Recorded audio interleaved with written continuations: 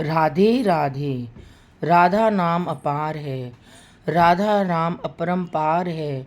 राधा नाम में शक्ति है, राधा नाम में भक्ति है।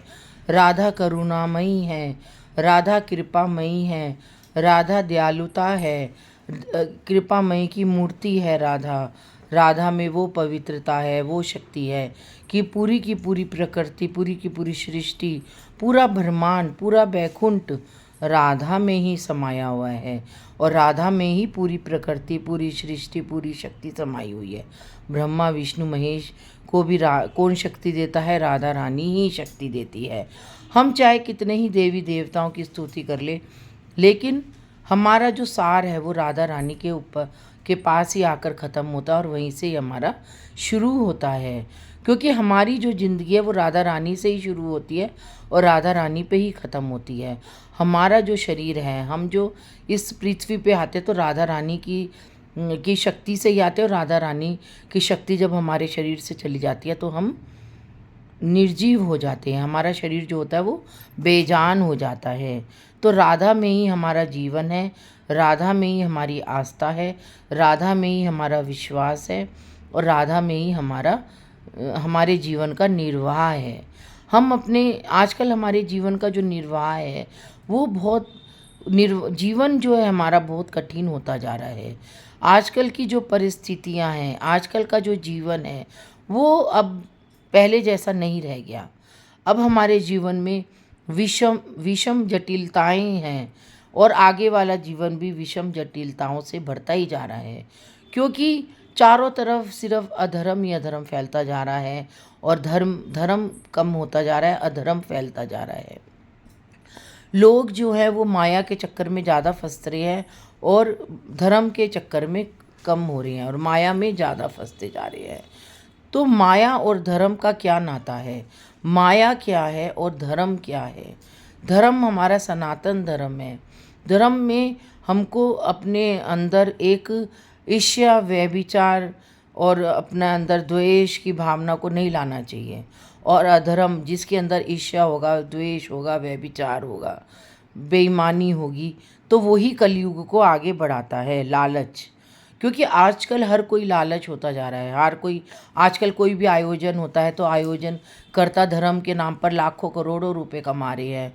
और जो धर्मी होगा वो इन सब चक्करों में पड़ेगा ही नहीं, वो सिर्फ अपने धर्म की राह पर चलेगा।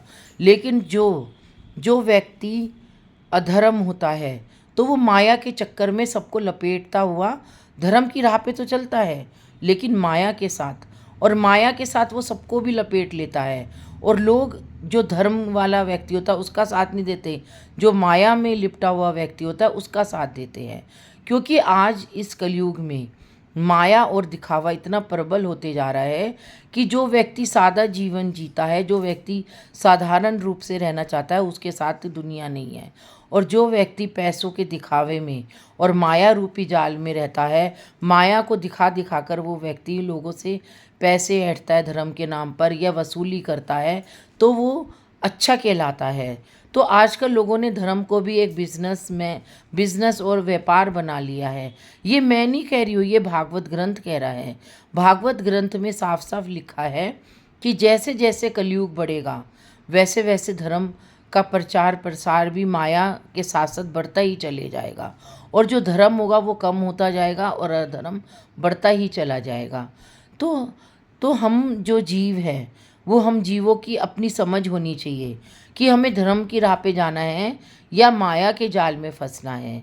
आजकल हम हर एक को ना तो पहचान पाते हैं और ना ही समझ पाते हैं कि उसके अंदर क्या है और वो हमारे साथ क्या चाह रहा है।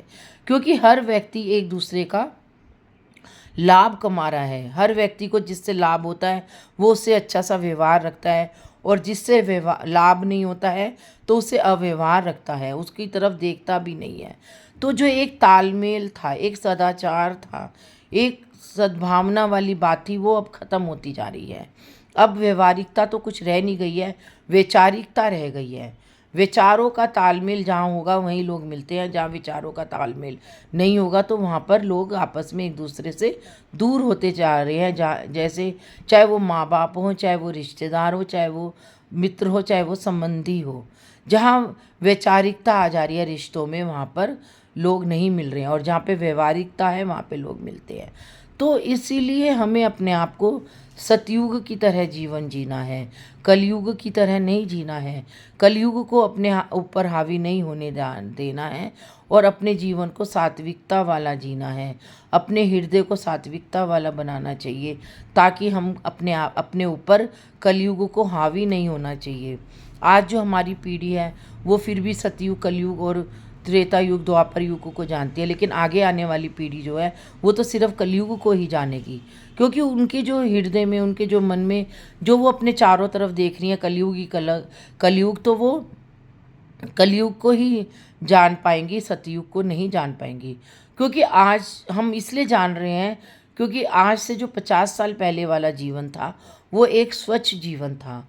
हमने जैसे जैसे आगे बढ़ते जा रहे तो कलयुग बढ़ता जा रहा है, लेकिन हमारा जो जीवन पहले का था, बचपन का था, वो एक साफ सुथरा जीवन था। तो हमें पता है कि पहले जो 50 साल का जीवन और अब के 50 साल के जीवन में बहुत अंतर आ गया है।